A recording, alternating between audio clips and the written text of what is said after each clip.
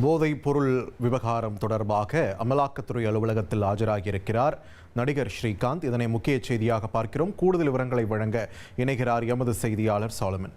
சாலமன், வணக்கம். இந்த விவகாரத்தை பொறுத்த வரைக்கும் இன்று நடிகர் ஸ்ரீகாந்த் என்ன காரணத்திற்காக ஆஜராகியிருக்கிறார்? இந்த வழக்கின் அண்மை நிலை என்ன? விரிவா பதிவு பண்ணுங்க.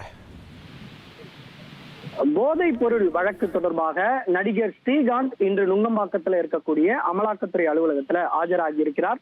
குறிப்பாக சட்டவிரோத பணப்பரிமாற்றம் என்ற அடிப்படையில அமலாக்கத்துறையினர் வழக்கு பதிவு செய்த நிலையில இந்த விவகாரம் தொடர்பாக நடிகர் ஸ்ரீகாந்த் இன்று விசாரணைக்காக ஆஜராகி இருக்கிறார்.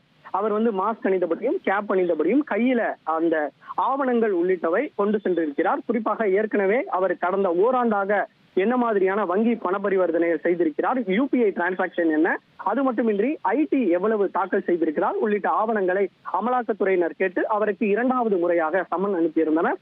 அதன் அடிப்படையில தான் அவர் இன்று தற்போது அமலாக்கத்துறை அலுவலகத்துல விசாரணைக்காக ஆஜராகி இருக்கிறார். ஏற்கனவே அவருக்கு ஒரு முறை சம்மன் அனுப்பிய நிலையில அவர் சில காரணங்களுக்காக அன்றைய தினம் ஆஜராகாமல் இருந்தார். மீண்டும் இரண்டாவது முறையாக சம்மன் அனுப்பிய நிலையில தற்போது ஸ்ரீகாந்த் இங்கு ஆஜராகி இருக்கிறார். அவரிடம் இந்த விசாரணையானது அமலாக்கத்துறையினர் நடத்தி வருகின்றனர். கடந்த சில மாதங்களுக்கு முன்னதாக இந்த போதைப் பொருள் தடுப்பு பிரிவு போலீசார் நடிகர்களான ஸ்ரீகாந்த் மற்றும் கிருஷ்ணா ஆகியோர் உட்பட பல நபர்கள் போதைப் பொருள் பயன்படுத்திய வழக்குல கைது செய்யப்பட்டனர். இவர்களிடமிருந்து மெத்து போதைப் பொருள், கொக்கைன் உள்ளிட்ட பல்வேறு போதைப் பொருளானது பறிமுதல் செய்யப்பட்டது.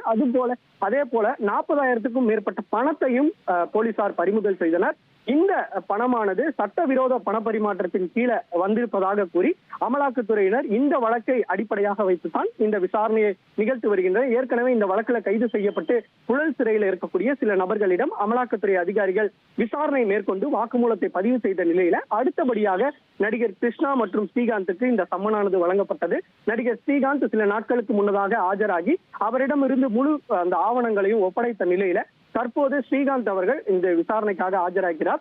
அவரிடமிருந்து எந்த மாதிரியான பணத்தை இவர் கொடுத்து போதைப் பொருளை பயன்படுத்தி வாங்கினார் உள்ளிட்ட பல்வேறு கோணங்கள்ல இவரிடம் விசாரணை மேற்கொள்ளப்பட்டு வருகிறது.